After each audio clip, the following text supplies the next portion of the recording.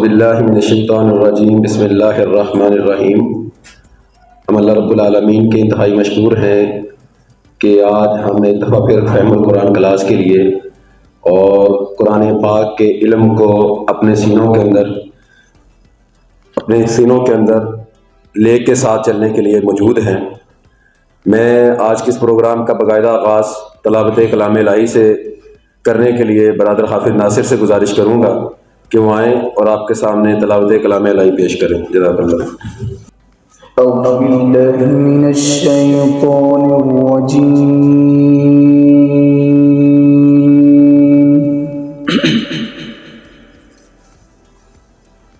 بسم اللہ الرحمن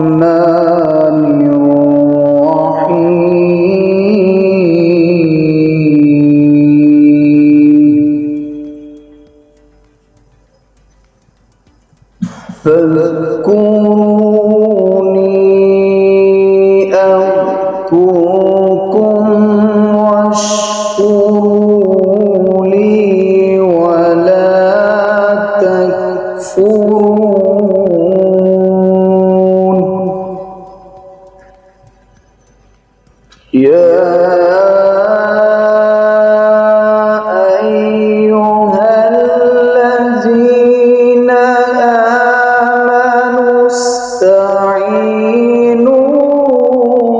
بالصبر والصلاة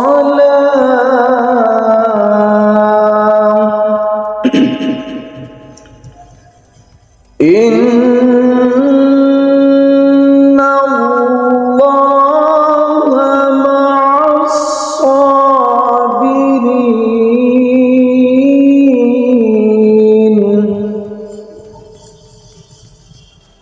ولا تقولوا لمن يقتل في سبيل الله أموات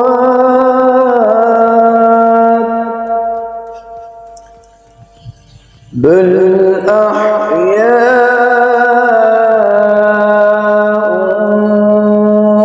ولكن لا تشعرون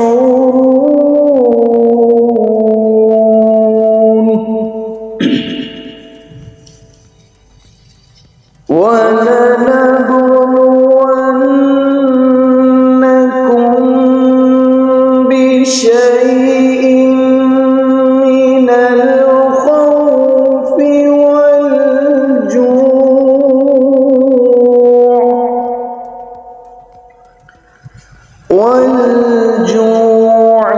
ونقص من الأموال والأنفس والثمرات وبشر الصابرين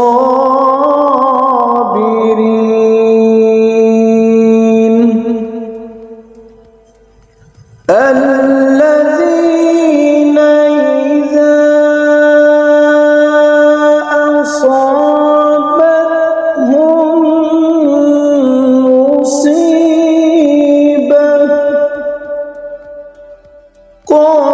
قالوا إنا لله وإنا إليه راجعون صدق اللہ العظیم۔ جزاک اللہ خیر۔ اب میں بلا تاخیر منتمس ہوں ہمارے آج کے مربی پروفیسر راؤ اختر علی صاحب، جو کہ سابق پرنسپل ہیں اسلامیہ ڈگری کالج کے سعود کے، وہ آپ سے آج مخاطب ہوں گے۔ گزشتہ چند دنوں سے جو ہمارا فہم القرآن کلاس کا یہ پروگرام چل رہا ہے، اس کا ہر دن ایک الگ سے موضوع ہوتا ہے۔ ہمارا آج کا جو موضوع ہے، ہم اور ہمارے موجودہ حالات اور سورہ آل عمران کی روشنی میں انشاءاللہ العزیز گفتگو ہوگی۔ میری آپ تمام احباب سے گزارش یہ ہے کہ آئندہ آنے والے دنوں میں انشاءاللہ جو ہے ہمارے ایک مرکزی مہمان بھی تشریف لائیں گے۔ آپ احباب آنے والے دنوں میں اپنے دیگر دوست احباب کے ساتھ اس پروگرام میں شرکت کریں۔ میں ملتمس ہوں بلا تاخیر پروفیسر راؤ اختر علی صاحب سے معائن اور آپ سے مخاطب ہوں۔ السلام علیکم ورحمۃ اللہ۔ الحمد للہ رب العالمین والعاقبۃ للمتقین والصلاة والسلام علی اشرف الانبیاء والمرسلین، اما بعد فاعوذ باللہ من الشیطان الرجیم، بسم اللہ الرحمن الرحیم۔ یا ایہا الذین آمنوا اتقوا اللہ حق تقاتہ ولا تموتن الا وانتم مسلمون، واعتصموا بحبل اللہ جميعا ولا تفرقوا، واذکروا نعمت اللہ علیکم اذ کنتم اعداء فألف بین قلوبکم فاصبحتم بنعمتہ اخوانا وکنتم علی شفا حفرۃ من النار فانقذکم منہا کذالک یبین اللہ لکم آیاتہ لعلکم تہتدون، وَلْتَكُن مِّنكُمْ أُمَّةٌ يَدْعُونَ إِلَى الْخَيْرِ وَيَأْمُرُونَ بِالْمَعْرُوفِ وَيَنْهَوْنَ عَنِ الْمُنكَرِ وَأُولَٰئِكَ هُمُ الْمُفْلِحُونَ۔ صدق اللہ العلی العظیم۔ اللہم صلی علی محمد وعلی آل محمد کما صلیت علی ابراہیم وعلی آل ابراہیم انک حمید مجید۔ اللہم بارک علی محمد وعلی آل محمد کما بارکت علی ابراہیم وعلی آل ابراہیم انک حمید مجید۔ یہ 3 آیات میں نے پڑھی ہیں اپنے بھائیوں کے سامنے، سورہ آل عمران کی آیت نمبر 102، آیت نمبر 103 اور آیت نمبر 104۔ ان کا ترجمہ بھی پیش خدمت ہے کہ جو پہلی آیت ہے اس میں تخاطب ہے مومنین کی طرف، خطاب ہے ماننے والوں کی طرف، خطاب ہے میری طرف، خطاب ہے آپ کی طرف۔ ہمیں رب کریم نے مخاطب کیا، یا ایھا الذین آمنوا، یا ایھا الذین آمنوا اتقوا اللہ، اللہ سے ڈرو۔ کل کی گفتگو میں نے عرض کیا تھا کہ یہ مسائل کے حل کی کنجی ہے اس کائنات کے اندر۔ جو شخص اللہ سے ڈرے گا اس کے سارے مسئلے سیدھے ہو گئے، اس دنیا کے اندر بھی سیدھے ہو گئے، آخرت میں بھی سیدھے ہو گئے۔ تو یہاں اللہ پاک نے فرمایا ہے کہ مومنو اللہ سے ڈرو اس طرح جیسے ڈرنے کا حق ہے، اور تم میں سے کسی کو موت نہ آئے الا یہ کہ وہ مسلمان ہو۔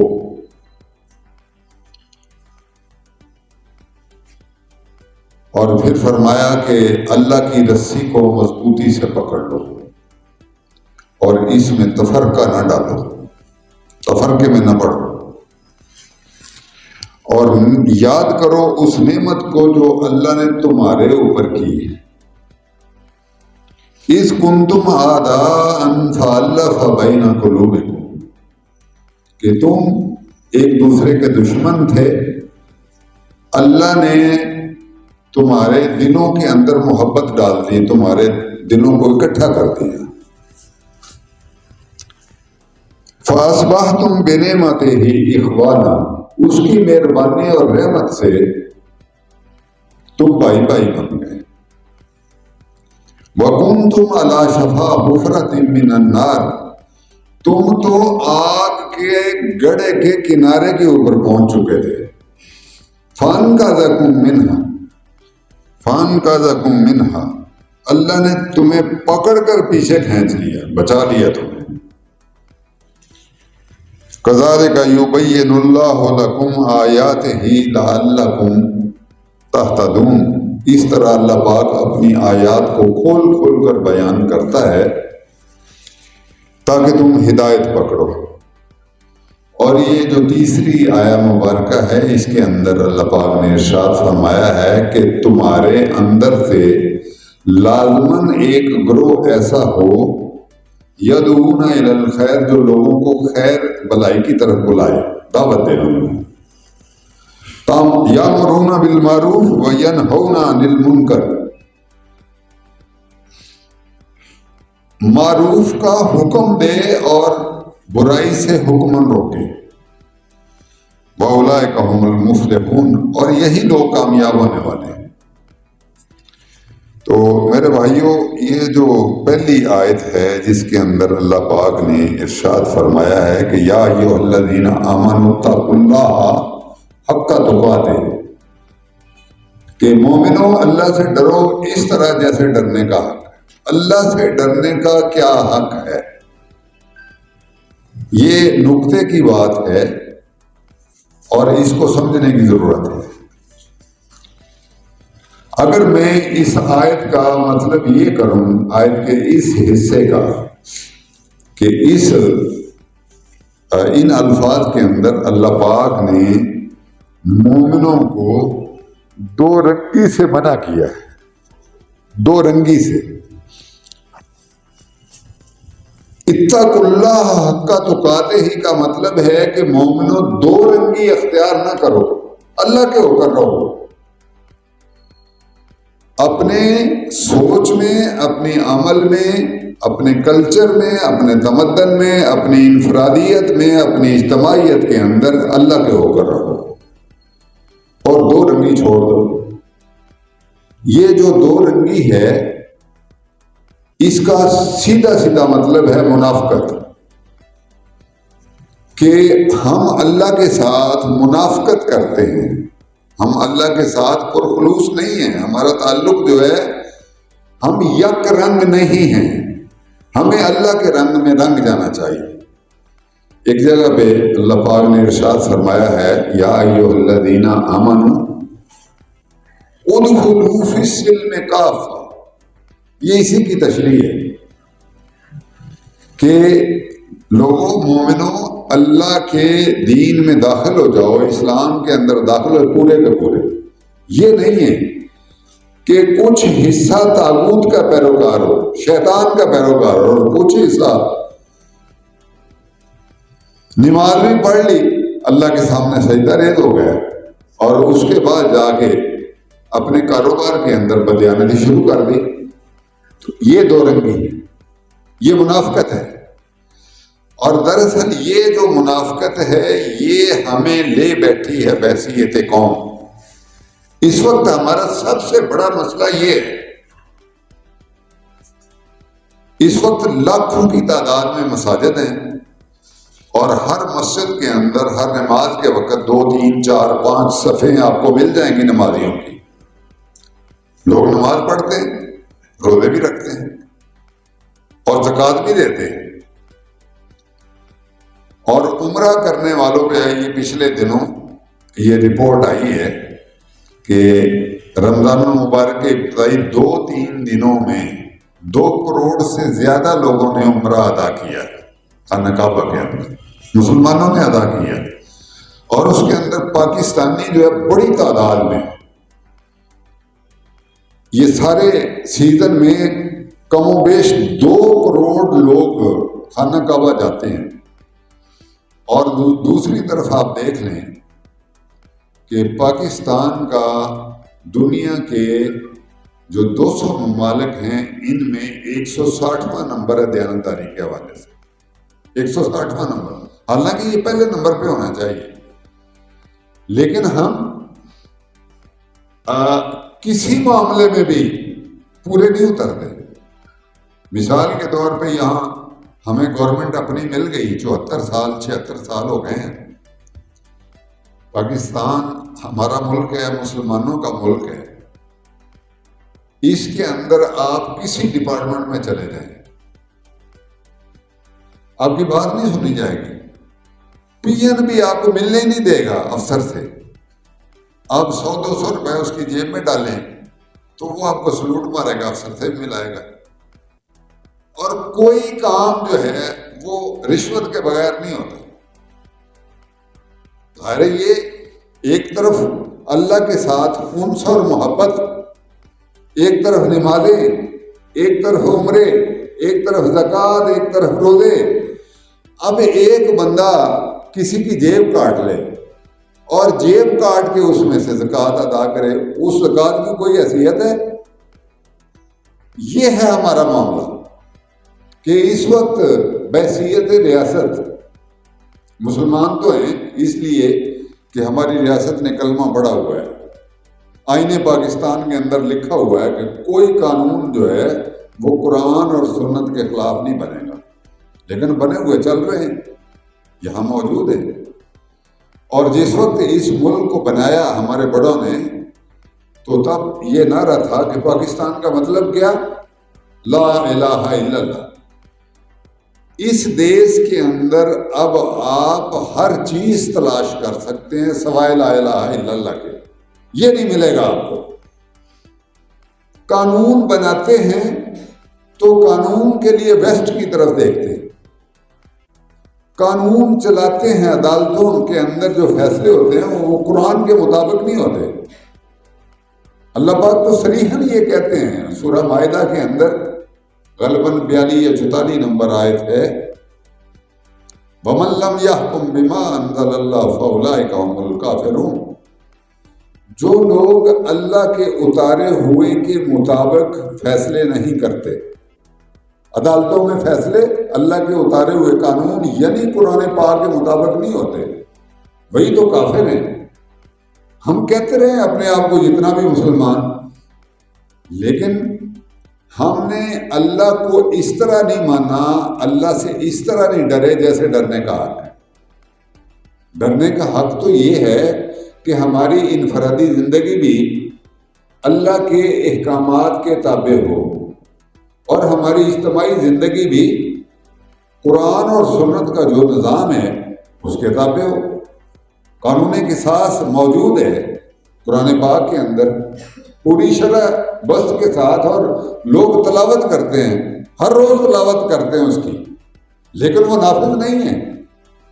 ملک کے اندر قانون قصاص نافذ نہیں ہے، بلکہ یہاں تو لا قانونیت کی یہ صورت ہے، اگر ایک تگڑا ہے تو وہ جس طرح چاہے کمزور کو بے عزت کر دے، اس کی داد فریاد ہی نہیں ہے، نہ کہیں کسی تھانے سے، نہ کہیں عدالت سے، نہ کہیں انتظامیہ سے، کہیں اس کی داد فریاد نہیں ہوگی، اس لیے کہ ظالم تکڑا ہے، اس کی سے ہے، اس کا اثر ہے اقتدار کے اندر۔ تو اس طرح کے ایک واقعات میں کتنے واقعات ہوتے ہیں۔ تو یہ دراصل یہ بیماری ہے، نفاق اور دو رنگی ایک خوفناک بیماری ہے۔ اس بیماری نے ہماری امت کو تباہ و برباد کر دی ہے۔ جب تک ہم یہ طے نہ کر لیں کہ ہم اللہ کے رنگ میں رنگے گئے، ہم اللہ کے ساتھ ہیں، چاہے نقصان ہو چاہے فائدہ ہو، جس بھی عالم کے اندر اس دنیا میں رہیں، اللہ کے غلام بن کر رہیں، اللہ کے مطیع بن کر رہیں، یہ ہے اللہ سے ڈرنے کا حق۔ اور اس حق کو ہم پورا نہیں کر رہے تو یہ ظاہر اللہ کی رحمتیں کیسے آئیں؟ اللہ کی رحمتیں تب آئیں گی جب لوگ اللہ سے ڈر کے زندگی گزاریں گے۔ یہ قرآن پاک میں کوئی ایک جگہ پہ نہیں، کئی جگہ پہ اگر بستیوں والے اللہ اور اس کے رسول کی مطابقت کرتے تو آسمان رزق برساتا، زمین رزق اگلتی۔ سب کچھ ہونے کے باوجود یہاں اس وقت پاکستان بہت بری طرح معاشی مسائل کے اندر گرفتار ہے۔ دولت کمی نہیں ہے۔ ابھی یہ 3-4 دن پہلے ایک رپورٹ آئی ہے کہ وزیرستان سے 6,000 ارب کا تانبا جو ہے وہ نکال کے چائنا کو دیا ہے۔ پاکستان کا قرضہ 200 ارب ہے، اب وہ کن لوگوں کے پیٹوں میں گیا ہے؟ یہ بددیانتی ہے۔ اللہ کے ماننے والے اگر اس چیز کے مرتکب ہوتے ہیں تو ملک مضبوط کس طرح ہو سکتا ہے، قوم کس طرح مضبوط ہو سکتی ہے؟ اسی طرح وہ ریکو ڈیک سونے کی کان ہے، تو وہ غالباً 5 ارب ڈالر کے اندر اس کا ٹھیکہ دے دیا چائنا کو. چائنا کی فرم آئی، وہ سب کچھ نکال کے لے گئی.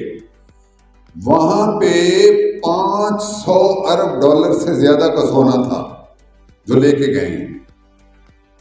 اور بعد میں کیا کیا ہے ان لوگوں کا یہ عالم ہے کہ سپریم کورٹ کے چیف جسٹس نے سو موٹو لے لیا اور اس کیس کے بارے میں فیصلہ کیا کہ وہ ٹھیکہ منسوخ کر دیا. سپریم کورٹ کے چیف جسٹس نے وہ ٹھیکہ منسوخ کر دیا. تو وہ فرم جو ہے سونا بھی سارا نکال کے لے گئی اور اس کے بعد وہ انٹرنیشنل کورٹ آف جسٹس میں چلی گئی اور پاکستان کو 10 ارب ڈالر جرمانہ ہوا. 5 ارب ڈالر کی وہ یعنی کان بکی اور 10 ارب ڈالر پاکستان نے ادا کیا، جرمانہ ادا کیا. تو ظاہر ہے یہ سب باتیں خاص طور پہ یہ بھائیوں کو کوئی غلط فہمی نہ رہے. پہاڑیوں کے درمیان میں اگر نشیب میں کوئی گندگی پڑی ہے، جتنی بھی بارش ہو جائے وہ گندگی وہیں پہ رہے گی، نشیب میں رہے گی. لیکن اگر گندگی پڑی ہو پہاڑ کے اوپر اور بارش ہو، سارے پہاڑ کے اوپر وہ پھیل جائے گی وہ گندگی.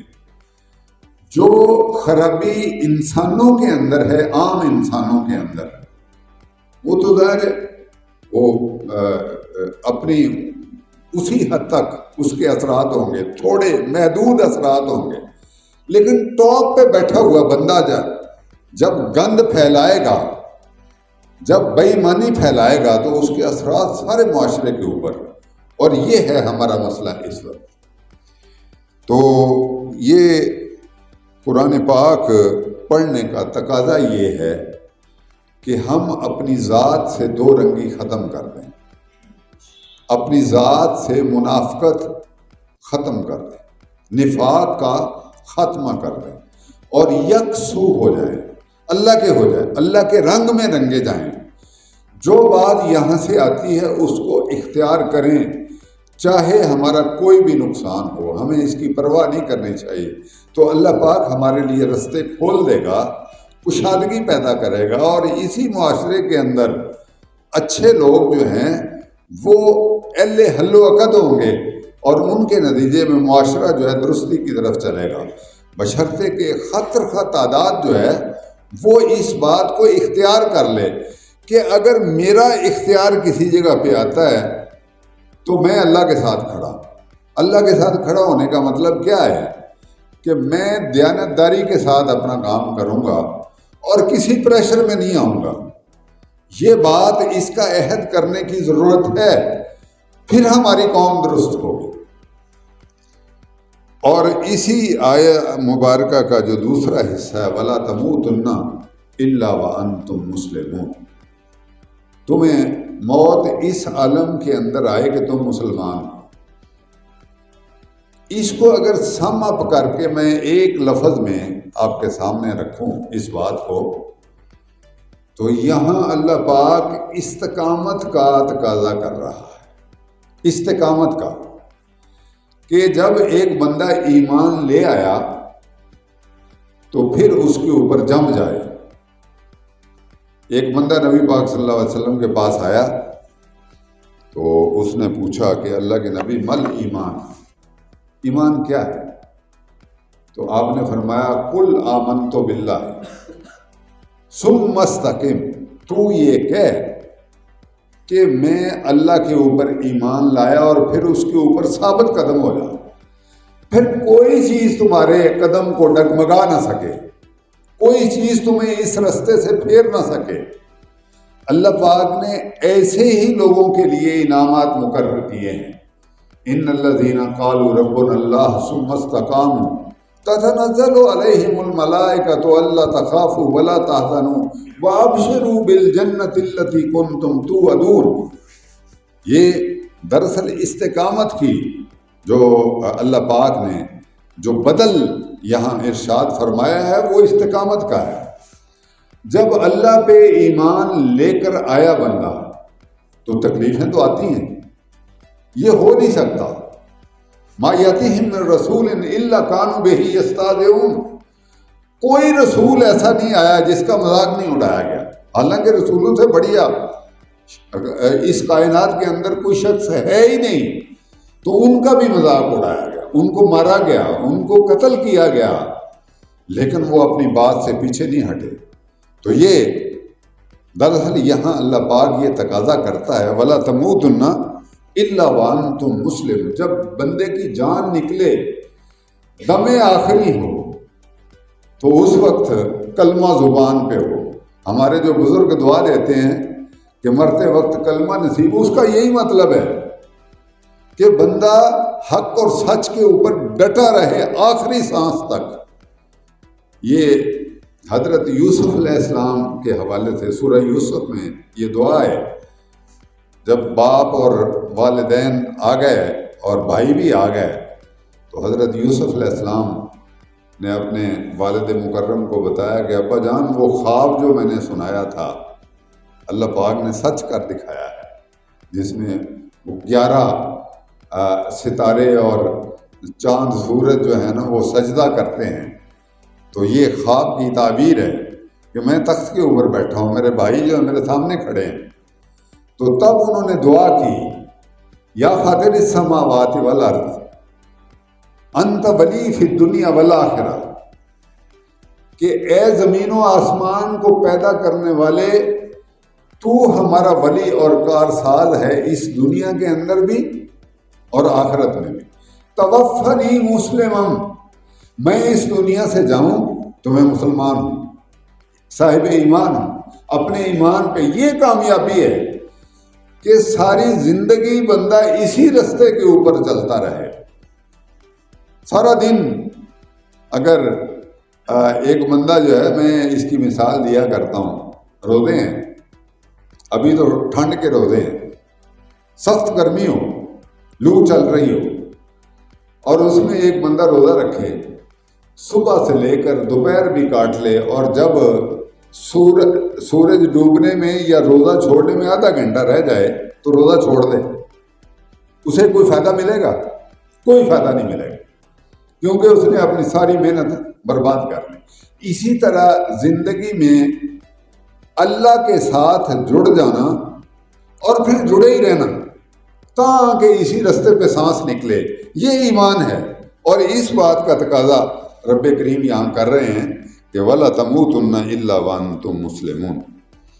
یہ دو باتیں اس آیہ مبارکہ میں، ایک تو دو رنگی چھوڑ دو، یک رنگ ہو جاؤ، اور دوسری یہ ہے کہ جس رستے کو مومنوں نے چن لیا ہے اس رستے کے اوپر آخری دم تک ڈٹے رہیں، چاہے کتنی بھی تکلیف آئے، چاہے نوکری سے نکال دیا جائے، چاہے مال و متاع چھن جائے، چاہے کوئی آزمائش آ جائے، لیکن بندہ اللہ کے رستے پہ ڈٹا رہے، دراصل وہ انعام کا مستحق ہے۔ اور یہ بات رب کریم یہاں ارشاد فرما رہے ہیں۔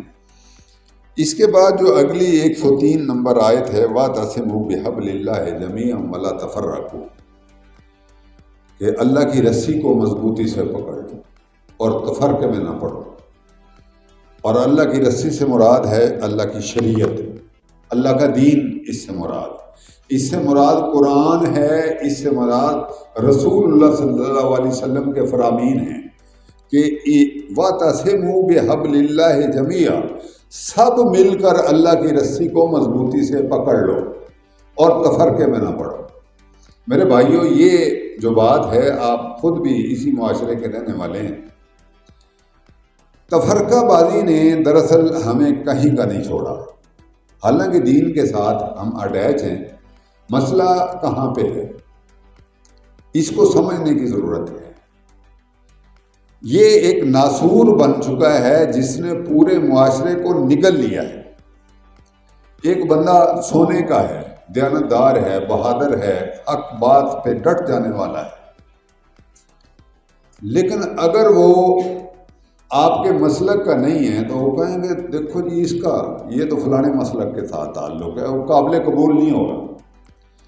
ایک بندہ بے ایمان ہے، رج کے بے ایمان ہے، بدماش ہے اور ہر عیب کے اندر، لیکن وہ قابل قبول ہے، کیوں کہ اپنے مسلک کا ہے۔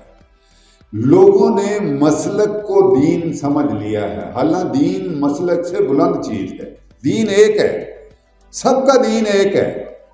جو ماننے والا ہے وہ اللہ کا ماننے والا ہے، اللہ کو ماننا دین ہے، رسول کو ماننا دین ہے، قرآن کو ماننا دین ہے، اور وہ احادیث جن کی سند نبی پاک صلی اللہ علیہ وسلم تک پہنچتی ہے ان کو ماننا یہ دین ہے۔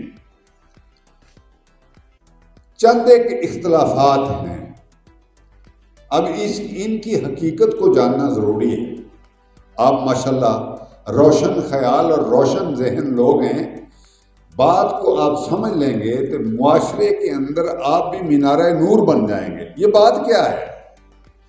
یہ اختلافات تو تھے پہلے، شروع میں بھی تھے، لیکن تب صحابہ کرام ایک تھے، ایک جھنڈے تلے لڑتے تھے، ایک لشکر بن کے لڑتے تھے، اللہ کے دشمنوں اور اپنے دشمنوں کے خلاف سیسا پلائی ہوئی دیوار بن کر لڑتے تھے۔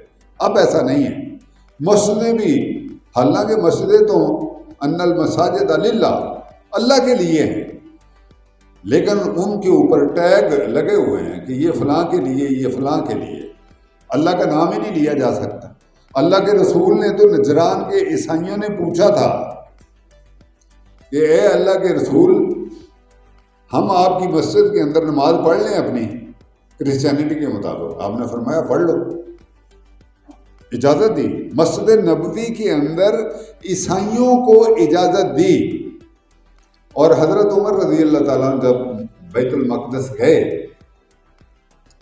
تو عصر کا وقت ہو گیا، آپ نے یعنی پہلے فرمائش کی کہ مجھے بیت المقدس دکھایا جائے، تو وہ فریسی آپ کو لے کے چلے گئے، 4000 لوگ تھے آپ کے ساتھ، تو بیت المقدس کو آپ نے سارے کو وزٹ کیا، اور اس میں جو مسجد اقصیٰ یعنی جو حضرت سلیمان علیہ السلام کا ہیکل سلیمانی، اس کو بھی پوائنٹ آؤٹ کیا۔ حضرت عمر رضی اللہ تعالیٰ نے بتایا یہ مسجد اقصیٰ اس کی جگہ پہ اٹھائی گئی ہے، ہیکل سلیمانی کے اوپر۔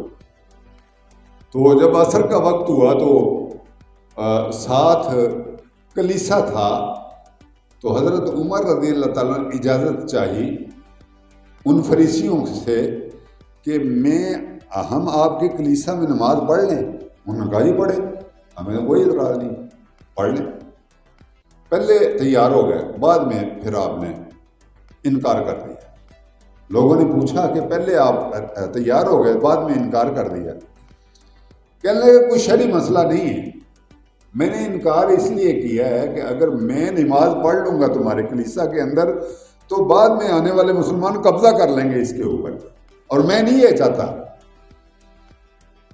کلیساؤں کی اور غیر مسلموں کے معبدوں کی حفاظت کرنا مسلمانوں کی ذمہ داری ہے، یہ قرآن کے اندر ارشاد ہے۔ تو اصل اس مسئلے کی تہ تک، یہ جو تفرقہ بازی ہے اس کی تہ تک میں چاہتا ہوں کہ ہم پہنچے۔ یہ بات کیا ہے؟ قرآن تو پورا لفظ بلفظ نبی پاک صلی اللہ علیہ وسلم کی زندگی کے اندر لکھا ہوا محفوظ تھا۔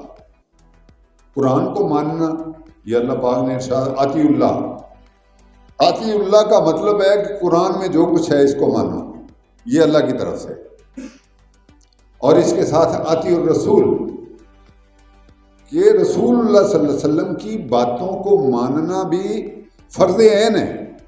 جس طرح اللہ کی بات کو، وہ بھی اللہ کی بات ہے، وما ينطق عن الهوى ان هو الا وحی یوحی، کہ میرے حبیب جو ہیں اپنی مرضی سے بات نہیں کرتے، میں جو کچھ ان کی طرف وحی کرتا ہوں یہ اس کے مطابق بات کرتے ہیں۔ اور یہ اللہ پاک نے فرمایا من یطع الرسول فقد اطاع اللہ، جس نے رسول کی اطاعت کی اس نے دراصل اللہ کی اطاعت کی۔ اور وما آتاکم الرسول فخذوہ وما نہاکم عنہ فانتہوا، رسول جو کچھ دے تمہیں لے لو، پکڑ لو، اپنی زندگی کا حصہ بنا لو، جس بات سے روکے اس بات سے رک جاؤ۔ تو یہ قرآن یہ کہتا ہے، اس کے مطابق رسول صحابہ کرام رضوان اللہ علیہم اجمعین اس بات کو سمجھتے تھے اور رسول اللہ صلی اللہ علیہ وسلم کی کہی ہوئی ہر بات کو کے اوپر عمل کرنا فرض عین جانتے تھے۔ سارا دن بیٹھے رہتے تھے آپ کی مجلس میں، ان کو یہ جرت نہیں ہوتی تھی کہ کوئی بات پوچھیں، اس انتظار میں بیٹھے رہتے تھے کہ کوئی بدوی آئے، کوئی عربی آئے تو آگے نبی پاک صلی اللہ علیہ وسلم کوئی بات پوچھے، ہم بھی سنیں۔ تقاضۂ ادب کے تحت بات نہیں کرتے تھے، اور جو بات سنتے تھے اس کے اوپر پوری طرح عمل کرتے تھے۔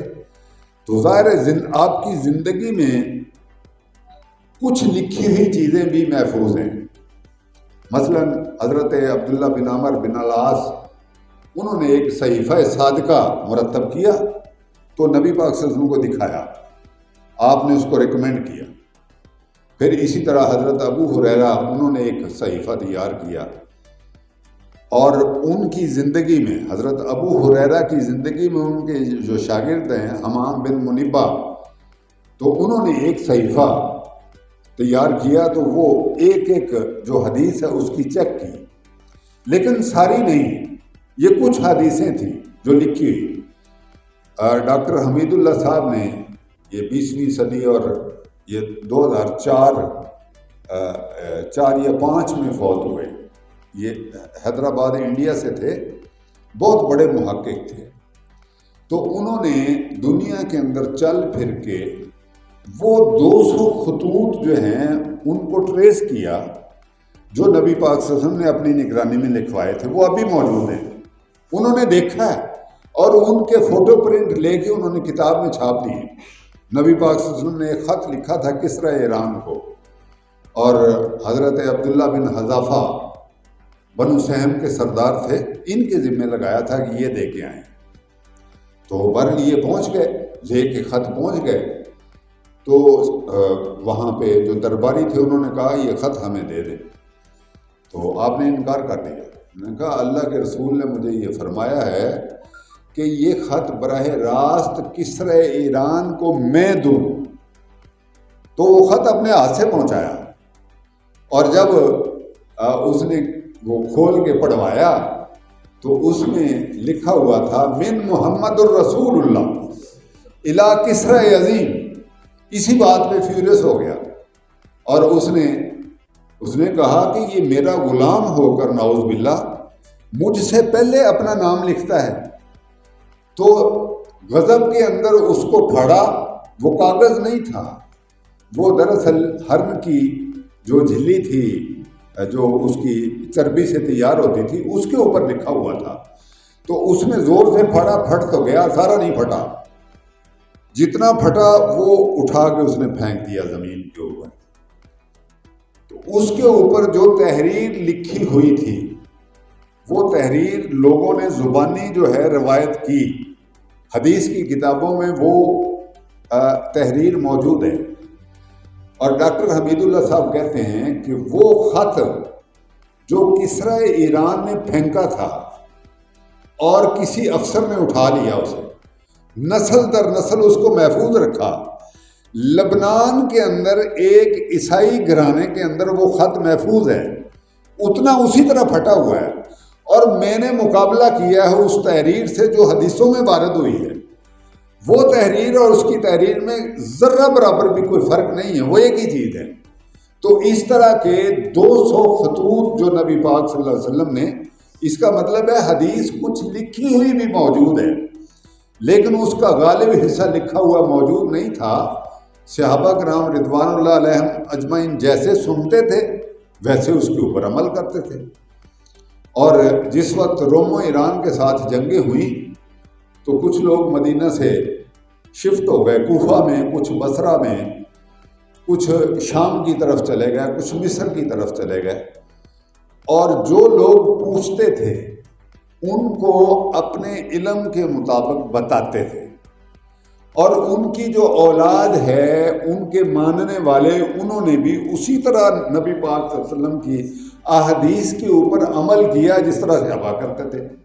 ظاہر دوسری نسل چلتی رہی جن کو ہم تابعین بولتے ہیں، اور اس کے بعد تبا تابعین آ گئے، تو تابعین بھی اسی طرح سن کے لکھی ہوئی چیزیں موجود نہیں تھی، تو تبا تابعین کے بعد کچھ لوگ ایسے اٹھے جن کو ہم محدثین کہتے ہیں۔ انہوں نے چاہا کہ وہ باتیں جو نبی پاک صلی اللہ علیہ وسلم سے منقول ہیں اور لوگ ان کے اوپر عمل کرتے ہیں اور لوگوں کو یاد بھی ہیں، ان کو لکھ دیا جائے۔ تو انہوں نے بڑی محنت اور عرق ریزی کے ساتھ جو احادیث تھیں ان کو تبا تابعین کے بعد دوسری صدی بلکہ تیسری صدی ہجری کے اندر ان کو لکھا۔ سب سے پہلے امام بخاری، امام مسلم، امام ترمذی، ابی داؤد اور امام بہقی، اور یہ غالباً صحاح ستہ ان کو بولتے ہیں۔ ان کی درستی کی بنیاد پہ یہ کہا جاتا ہے کہ یہ 6 کتابیں جو ہیں یہ اپنی اتھینٹیسٹی کے اعتبار سے سب سے آگے ہیں۔ لیکن صرف اتنی نہیں ہیں، اور بھی لوگوں نے کام کیا۔ تقریباً 200 کے قریب نسخے ہیں جن میں نبی پاک صلی اللہ علیہ وسلم کے اقوال منقول ہیں، اور انہوں نے ایک ایک بات لکھ دی ساتھ کہ کس نے سنی بات کس سے، اس نے کس سے سنی، اس نے کس سے سنی، اس نے کس سے سنی، اور سلسلہ سند نبی پاک صلی اللہ علیہ وسلم تک پہنچا تو لکھ دیا۔ اگر کسی بندے کے بارے میں ڈاؤٹ ہے تو وہ بھی لکھ دیا پوری تفصیل کے ساتھ۔ تو ابھی بھی آپ جو لوگ پڑھتے ہیں، احادیث پڑھتے ہیں، بخاری کو پڑھتے ہیں، مسلم کو پڑھتے ہیں، صحیح کو، صحیحین کو، تو اس کے اندر سند بھی موجود ہے اور متن بھی موجود ہے۔ متن سے مراد وہ بات ہے جو نبی پاک صلی اللہ علیہ وسلم نے فرمائی، اور سند سے مراد وہ سلسلہ روایت ہے جس کے ذریعے سے وہ بات پہنچی۔ صحیح بخاری کے اندر بے شمار روایات درست ہیں، لیکن ساری اس پیمانے کی نہیں ہے، ہر چیز کے ساتھ لکھ دیا۔ اور یہ بات میں آپ کو بتاؤں بھائیوں کہ یعنی احادیث کی کتابوں میں کچھ اختلافات ہیں۔ یہ اختلافات کیا ہیں؟ بعض دفعہ نبی پاک صلی اللہ علیہ وسلم نے 2 باتوں کے اوپر عمل کیا۔ ایک سے ابھی آئے، انہوں نے کچھ وقت گزارا، نبی پاک صلی اللہ علیہ وسلم کو ایک عمل کرتے ہوئے دیکھا، بس دیکھ کے چلے گئے، پھر زندگی میں پلٹ کے نہیں آئے۔ تو ظاہر اس کے مطابق وہ عمل کر رہے ہیں، تو وہ نبی پاک صلی اللہ علیہ وسلم کے طریقے کے اوپر عمل کر رہے ہیں، لیکن بعد میں آپ نے وہ طریقہ چھوڑ دیا، اس سے ابھی تک اطلاع ہی نہیں پہنچی۔ تو ظاہر اس میں اس کا کیا فالٹ ہے؟ اب اصل میں یہ جو اختلاف بعض جگہ ترجیح کے مسائل ہیں کہ ایک عمل جو ہے اس کو قابل ترجیح کہا اور ایک کو ذرا کمتر کہا، تو ظاہر ہے یہ بھی موجود ہیں۔ اس طرح کئی باتوں کے اندر تناقض موجود ہے۔ 2 باتیں ہیں ہماری نمازوں کے اندر، آپ اختلافات دیکھ لیں، کوئی بندہ یہاں ہاتھ باندھتا ہے، کوئی بندہ یہاں ہاتھ باندھتا ہے، یہ ایسی دونوں باتیں احادیث کے اندر مل جاتی ہیں۔ یہ بھی مل جاتی ہے کہ بعض لوگ ابھی بھی ہاتھ چھوڑ کے نماز پڑھتے ہیں۔ امام مالک کے جو پیروکار ہیں دنیا کے اندر جہاں جہاں بھی، وہ ہاتھ نہیں باندھتے، وہ اللہ اکبر کہتے ہیں اور اس طرح ہاتھ چھوڑ دیتے ہیں، قیام میں کھڑے ہوئے ہاتھ نہیں باندھتے، تو وہ ایسا کرتے ہیں۔ یہ علماء کرام نے یہ بات کہی ہے کہ یہ چاروں امام برحق ہیں، تو ظاہر ہے کسی نہ کسی سند کے اوپر ان کی بات بیس کرتی ہے، اور سند میں بعض دفعہ اختلاف ہے تو کوئی بات نہیں، اس کو قبول کر لینا چاہیے۔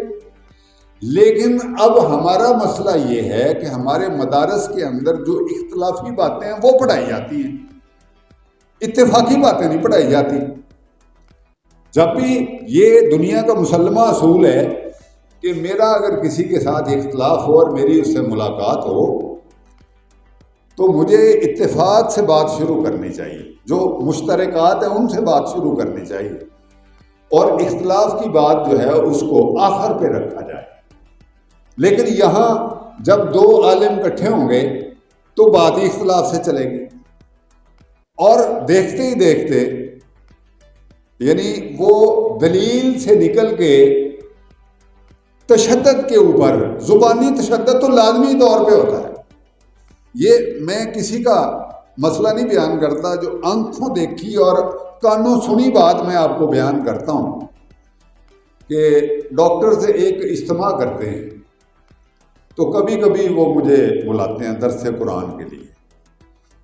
رات 11 بجے تقریباً وہ کلینک سے فارغ ہوتے ہیں اور پھر وہ اکٹھے ہوتے ہیں، تو انہوں نے مجھے بلایا۔ ایک سینئر ڈاکٹر تھے، ابھی پروگرام شروع نہیں ہوا تھا، تو انہوں نے پوچھا کہ یہ جو ہم اصالِ ثواب کرتے ہیں، کیا یہ اصالِ ثواب ہوتا ہے، یعنی مردے تک پہنچتا ہے؟ تو کچھ لوگ بیٹھے ہوئے تھے، انہوں نے کہا جی پہنچتا ہے۔ کچھ لوگ بیٹھے ہوئے، انہوں نے کہا جی نہیں پہنچتا۔ اب جو کہتے تھے پہنچتا، انہوں نے قرآن اور حدیث کے ریفرنس شروع کر دیے، اور جو دوسرا بیٹھا تھا نہیں پہنچتا، انہوں نے اپنے ریفرنس پڑھنے شروع کر دیے۔ دیکھتے ہی دیکھتے مجلس کے اندر مناظرہ اور مجادلہ شروع ہو گیا۔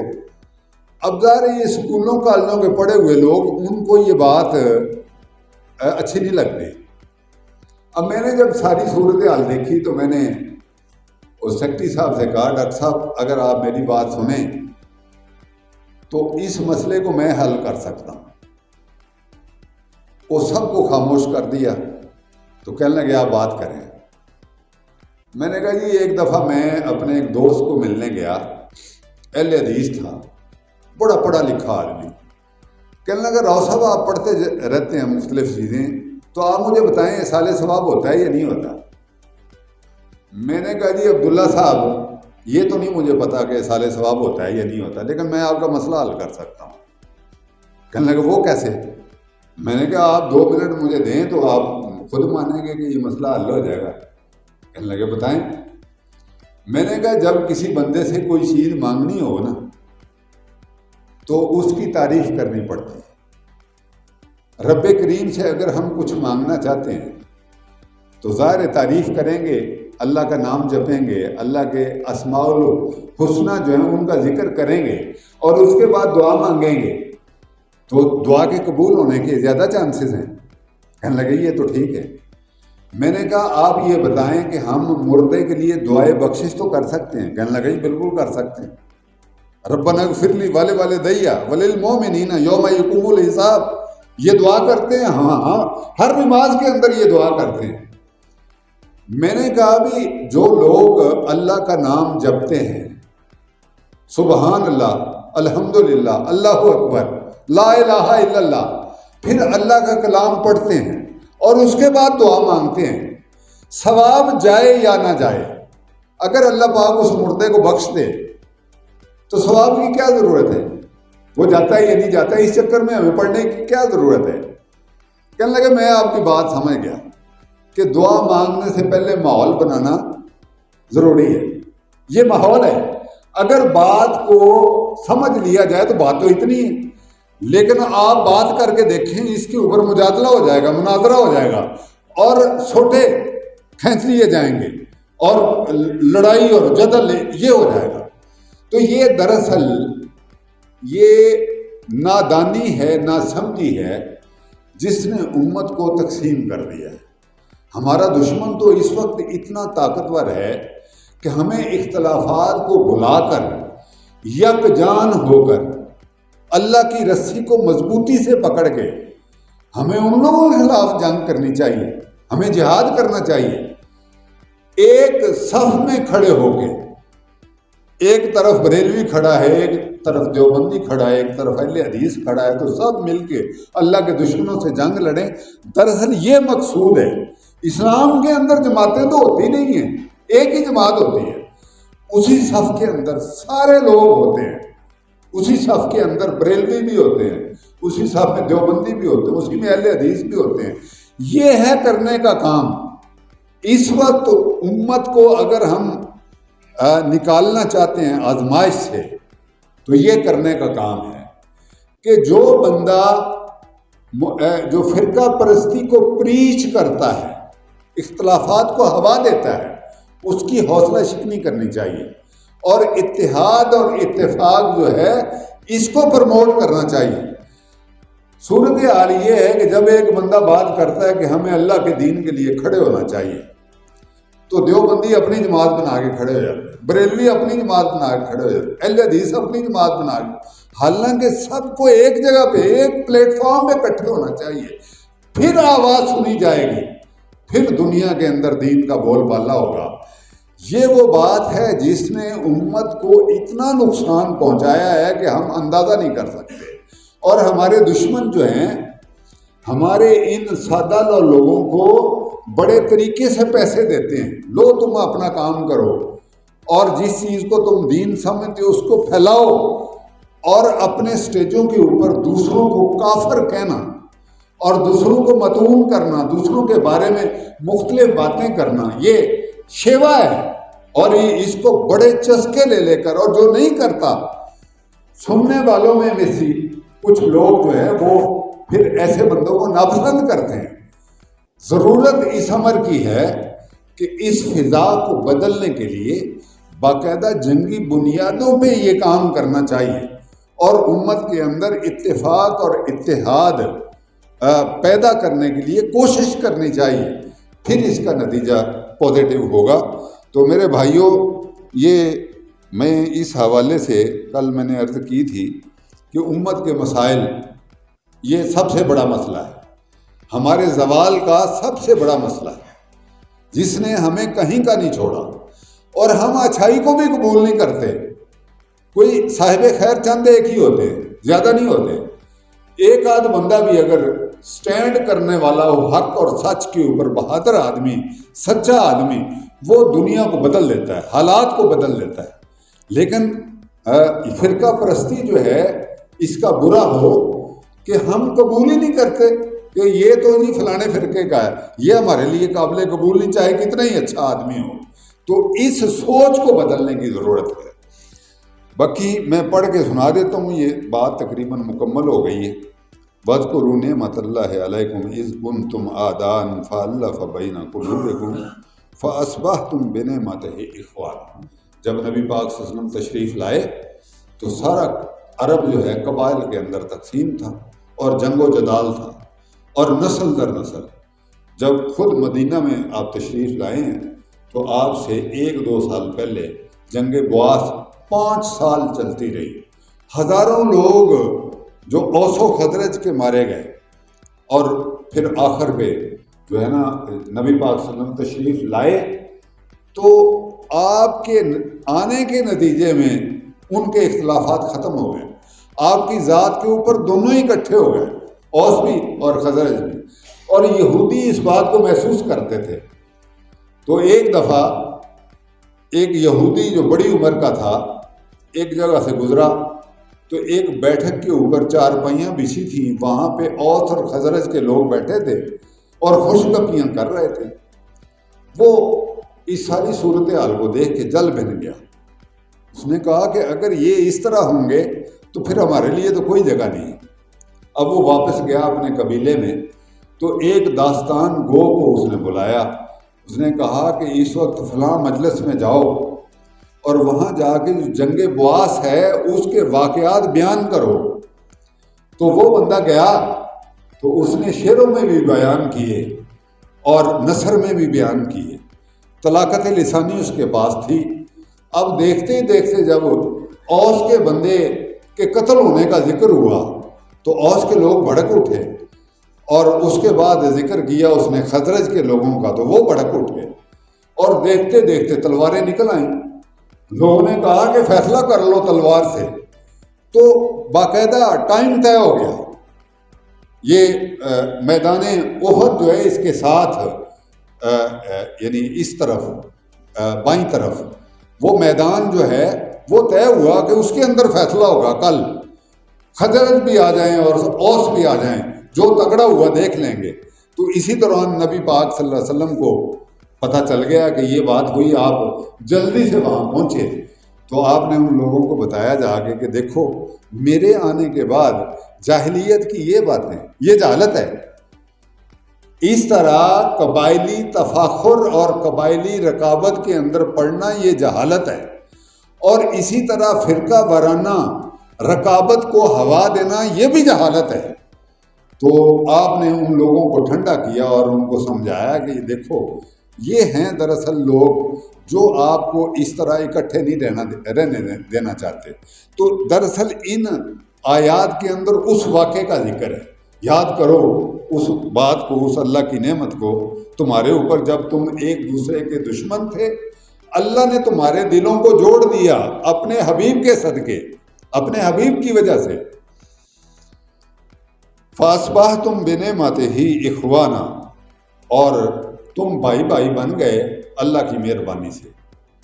وَكُنْتُمْ عَلَى شَفَا حُفْرَةٍ مِّنَ النَّارِ، تم تو آگ کے گڑھے کے کنارے پہنچ گئے اور گرا چاہتے تھے، اللہ نے پکڑ کے تمہیں کھینچ لیا اور پھر دنیا کا امام بنا دیا، پھر پوری دنیا کا امام بنا دیا۔ تو اس وقت بھی ضرورت یہ ہے، پاکستان کے اندر اللہ پاک نے ساری وہ چیزیں رکھی ہیں جو یہ دنیا کا امام بن سکتا ہے، لیڈر بن سکتا ہے، لیکن یہ جو اندرونی اختلافات تقسیم ہیں، ایک تقسیم ہے علاقوں کی بنیاد پہ، ایک تقسیم ہے برادریوں کی بنیاد پہ، ایک تقسیم ہے دین کی بنیاد پہ، یہ جو فرقہ بندی ہے، تقسیم در تقسیم، اور اس نے ملک کو کمزور کیا ہے۔ اگر یہ سب لوگ حق اور سچ کے اوپر اکٹھے ہو جائیں تو اس کے نتیجے میں ملک دوبارہ طاقتور ہو جائے گا اور پوری دنیا کفر کو چیلنج کرنے کی صلاحیت رکھتا ہے یہ ملک۔ كَذَلِكَ يُبَيِّنُ اللَّهُ لَكُمْ آيَاتِهِ لَعَلَّكُمْ تَهْتَدُونَ، اللہ پاک اسی طرح اپنی آیات کو کھول کھول کر بیان کرتا ہے تاکہ تم ہدایت پاؤ۔ اور اس مقصد کے لیے اللہ پاک نے فرمایا ہے کہ اے مومنوں، اے مسلمانوں، تمہارے اندر ایک گروہ ہونا چاہیے جو ہمیشہ لوگوں کو خیر کی طرف دعوت دے، بلائے، اسی خیر کی طرف جس کا میں نے اشارہ کیا ہے، اور اس خیر کی طرف بلاتا رہے۔ اور پھر جو لفظ استعمال کیے یہ خاص طور پہ نوٹ ورتی ہیں کہ یامرون بالمعروف، کہ وہ حکم دے نیکی کا۔ یہاں تلقین کی، دعوت کی بات نہیں ہے، وعد کی بات نہیں ہے، حکم دے۔ حکم تو حاکم دیتا ہے، حکم جو دائی ہے یہ حکم نہیں دیتا، وہ تو دعوت دیتا ہے، وہ تلقین جو کرتا ہے وہ صرف وعد و نصیحت کرتا ہے۔ لیکن یہاں اللہ پاک نے یہ الفاظ فرمائے ہیں یامرون بالمعروف، کہ وہ نیکی کا حکم دیتے ہیں، اور حکم حاکم دیتا ہے، عام بندہ نہیں دیتا۔ وَيَنْهَوْنَ عَنِ الْمُنْكَرِ، اور منکر کو حکماً روکتے ہیں۔ وَأُولَئِكَ هُمُ الْمُفْلِحُونَ، اور یہی لوگ کامیاب ہونے والے۔ واقعہ سبت کو ذہن میں رکھ لیں، واقعہ سبت کو قرآن پاک میں یہ بیان ہوا ہے تو مچھلیاں پکڑنے سے منع کر دیا۔ 3 گروہوں میں بٹ گئی آبادی، ایک گروہ مچھلیاں پکڑتا تھا اور ایک گروہ جو ہے وہ پرسکون ہو کے بیٹھا تھا کہ مینوں کی، میں تو نہیں پھڑتا، مینوں کی۔ اور ایک گروہ جو ہے وہ روکتا تھا کہ خبردار یہ اللہ کی نافرمانی کر رہے ہو، تو یہ کام نہ کرو۔ تو وقت گزرنے کے بعد جب اتمام حجت ہو گئی تو اللہ نے 2 گروہوں، پہلے 2 گروہوں کو تباہ و برباد کر دیا، ان کو بندر بنا دیا، اور وہ گروہ بچا جو لوگوں کو روکتا تھا اس برائی سے کہ اللہ نے منع کیا تم ہفتے کے دن مچھلیاں مت پکڑو۔ تو یہ واقعہ پوری تفصیل کے ساتھ ابھی بھی اس کی ضرورت ہے کہ یہ گروہ اٹھے اور لوگوں کو بتائے کہ ہم اللہ کی نافرمانی کر رہے ہیں، ہمیں اللہ کی فرما برداری کرنی چاہیے۔ تو اللہ پاک ہمیں عمل کرنے کی توفیق عطا فرمائے۔ اصل ہے عمل سے زندگی بنتی ہے، جنت بھی جہنم بھی۔ اگر عمل نہیں ہے تو پھر کچھ بھی نہیں ہے۔ باتیں کی، نشستند گفتند برخاستند، بیٹھ کے باتیں کی، بیٹھے باتیں کی اور اٹھ کے چلے گئے، تو یہ تو کوئی بات نہ ہوئی۔ ان چیزوں کو، یہ اللہ کی باتیں ہیں جو میں نے آپ کو بتائی ہیں، صرف ان کا ترجمہ کیا ہے، تشریح کی ہے۔ ان چیزوں کو اختیار کرنا اور ان کے ساتھ کھڑے ہو جانا، ڈٹ کے کھڑے ہو جانا، اور پھر جتھا اور گروہ بن کے اپنے معاشرے کے اندر مؤثر ہو جانا، حالات کا دھارا بدل دینا، اس کی ضرورت ہے۔ اللہ پاک عمل کی توفیق عطا فرمائے۔ وآخر دعوانا الحمدللہ رب العالمین۔ دعا مانگ لیں۔ الحمدللہ رب العالمین والعاقبۃ للمتقین والصلاۃ والسلام علی اشرف الانبیاء والمرسلین۔ ربنا تقبل منا انک انت السمیع العلیم وتب علینا انک انت التواب الرحیم۔ ربنا احسن عاقبتنا فی الامور کلها واجرنا من خزي الدنیا وعذاب الآخرة۔ اللهم انک عفو کریم تحب العفو فاعف عنا یا غفور۔ یا اللہ پاک ہمیں قرآن پاک پڑھنے کی توفیق عطا، قرآن کو سمجھنے کی توفیق عطا، قرآن کے اوپر عمل کرنے کی توفیق عطا۔ یا اللہ پاک تو ہماری دنیا کی زندگی کو بدل دے، ہماری آخرت کی زندگی کو بھی بدل دے، ہمیں دنیا میں بھی کامیاب فرما اور آخرت میں بھی کامیاب فرمائیے۔ یا اللہ پاک ہمارے گناہوں کو معاف کر لینا، ہماری سیئات کو بخش دینا، ہمیں جنت میں داخل کرنا۔ مالک اس رمضان مقدس کے مہینے سے ہم تیرے حکم کے مطابق روزے رکھتے ہیں اور تجھ سے بڑے گریہ اور زاری کے ساتھ دعا کرتے ہیں۔ یا اللہ پاک تو ہماری بخشش فرما، جو ہمارے بزرگ گزر چکے ہیں پہلے، یا اللہ ان کی بھی بخشش فرما، جو زندہ ہیں ان کی بخشش فرمانا۔ یا اللہ پاک ہمارے اوپر اپنی رحمت، اپنا فضل اور کرم ہمارے اوپر، ہمارے خاندانوں، ہمارے بچوں کے اوپر، ہمارے بچوں کو دین کے سپاہی بنانا، ہماری مسجدوں کو دین کے مرکز آباد بنانا، اور ہمارے گھروں کو دین کے قلعے بنانا۔ سبحان ربک رب العزت عما یصفون وسلام علی المرسلین والحمد للہ۔ کل سورہ آل عمران کی آخری 11 آیات، آخری رکوع جو ہے 11 آیات، ان فی خلق السماوات والارض واختلاف اللیل والنہار لآیات لأولی الالباب، یہاں سے شروع ہوتی اور آخر تک یہ انشاءاللہ ان کے اوپر گفتگو ہو۔ یہ دوستوں سے گزارش ہے، گلستان نیوز قصور جو ہے اس کا یوٹیوب چینل ہے، اس پہ ہمارے تمام لیکچر جو ہیں گزشتہ دنوں کے اور آنے والے دنوں کے لیکچر موجود ہوں گے، تو آپ اس کو سبسکرائب بھی کریں، اور جو جس فرصت کے لمحے میں آپ اس کو دیکھ بھی سکتے ہیں اور شیئر بھی کر سکتے ہیں۔ جزاک اللہ۔ بسم اللہ الرحمن الرحیم۔ السلام علیکم ناظرین، میں واقع میزبان ذوالفقار شفاء اللہ، آپ دیکھ رہے ہیں گلستان نیوز قصور۔ میں اس وقت جامع مسجد دارالامان بلدیہ چوک قصور میں موجود ہوں، جہاں پر جماعت اسلامی کے زیر اہتمام 7 روزہ فہم القرآن کی کلاس کا آج 5ویں نشست کا اختتام ہوا، جن میں سابق پرنسپل گورنمنٹ اسلامیہ ڈگری کالج قصور راؤ پروفیسر راؤ اختر علی صاحب نے بڑا خوبصورت بیان کیا۔ اسی طرح کہ آپ کو میرا یہ پروگرام ضرور پسند آئے ہوگا۔ میرے چینل کو سبسکرائب اور لائک کرنا نہ بھولے گا، اور اپنی بہت ساری دعا میں یاد رکھیے گا۔ اللہ حافظ۔